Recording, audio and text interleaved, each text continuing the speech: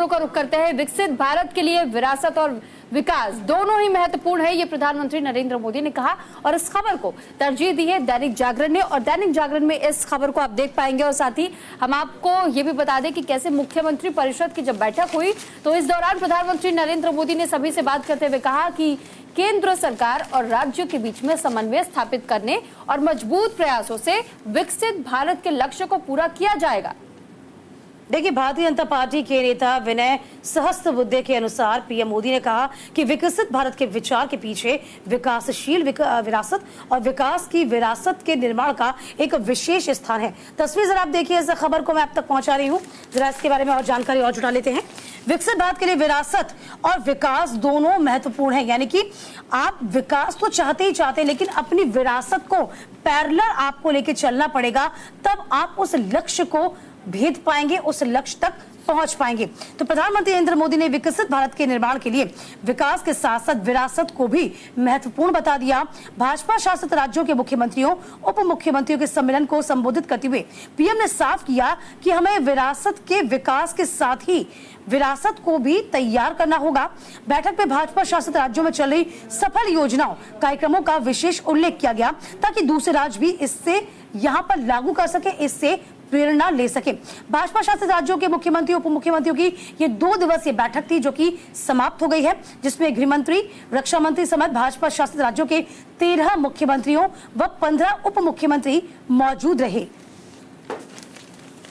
तो फिलहाल लगातार बीजेपी इन दिनों बैठकों का दौर जारी रखी हुई है और बीजेपी की तरफ से लगातार अलग अलग प्रकार की बैठकें बुलाई जा रही है, राज्यों में भी और साथ ही साथ केंद्र की तरफ से भी बैठक बुलाई गई थी और इसमें कई बातों को लेकर के चर्चाएं की गई। और साथ ही जिस तरीके से कई अलग अलग राज्यों में इन दिनों विधानसभा चुनाव भी आने हैं और इन विधानसभा चुनाव को लेकर भी तैयारियों को लेकर ये रणनीति साझा की गई कि किस तरीके से आगे परफॉर्म करना है, क्योंकि अब तक हमने देखा कि कई चुनाव में कई सीटें ऐसी हैं जो कि बीजेपी के खाते से खिसक चुकी है, जिस पर एक बार फिर से अपनी पकड़ मजबूत करने की कोशिश लगातार की जा रही बीजेपी की। और यही कारण बताया जा रहा है कि अब तमाम राज्यों के साथ भी बीजेपी अपने कार्यकर्ताओं, अपने नेताओं के साथ भी लगातार कांटेक्ट में है, उनके साथ टच में है, बातचीत कर रही है। जाहिर सी बात है, इसके इतर ये भी कि कहीं ना कहीं उन तमाम सीटों को पाना भी है, लेकिन जो मैसेज किया गया है, जो मैसेज प्रधानमंत्री मोदी के द्वारा छोड़ा गया है या फिर दिया गया है, कन्वे किया गया, उसका मकसद ये कि आप विकास की पथ पर अग्रसर होइए,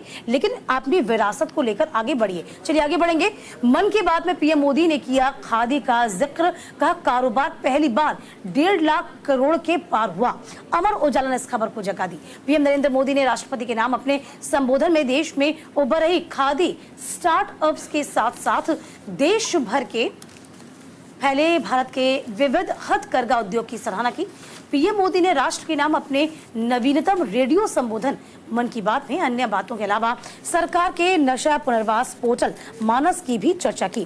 प्रधानमंत्री मोदी ने कहा कि हथकरघा उद्योग से जुड़ी महिलाएं उन्नति स्वयं सहायता समूह में भाग लेने और ब्लॉक डाई तथा प्रिंटिंग का प्रशिक्षण प्राप्त करने के बाद अधिक आय अर्जित कर रही हैं। देखिए, हमेशा प्रधानमंत्री नरेंद्र मोदी मन की बात के जरिए अपनी तमाम बातों को जनता तक पहुंचाते हैं, उनकी बातों को कह सकते हैं कि पूरे देश के सामने रखते हैं। इस बीच जो प्रधानमंत्री मोदी ने जिक्र किया इस बार, वो था खादी का। और खादी हम कह सकते हैं भारत में खादी के साथ अटूट नाता रहा है और इसी बात को एक बार फिर से